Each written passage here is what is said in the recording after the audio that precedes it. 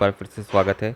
Legal batch application भी आप Google play store से डाउनलोड कर सकते हैं और जुडिशरी प्रारंभिक परीक्षा और मुख्य परीक्षा जो हमारे आयोजित होने वाले डेली टास्क और वीकली टास्क उसके माध्यम से कर सकते हैं। तो आज legal batch supreme court judgment update में रामजी लाल बेरवा और अन्य बनाम राजस्थान राज्य का महत्वपूर्ण मामला 7/11/2024 को डिसाइडेड हुआ था। पोस्को अधिनियम के तहत यौन उत्पीड़न मामलों में समझौता।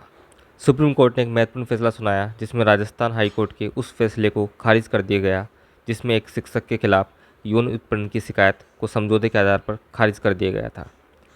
बच्चों के खिलाफ होने वाले यौन अपराधों को गंभीर और समाज के खिलाफ माना जाना चाहिए।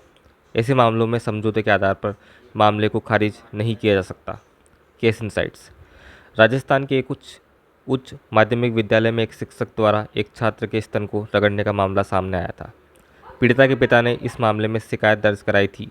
हालांकि राजस्थान हाई कोर्ट ने पीड़िता के पिता और शिक्षक के बीच हुए समझौते के आधार पर इस मामले को खारिज कर दिया था। कोर्ट ने कहा था कि इस मामले में पक्षों के बीच विवाद है जिसे सुलझाया जाना चाहिए। सुप्रीम कोर्ट का फैसला।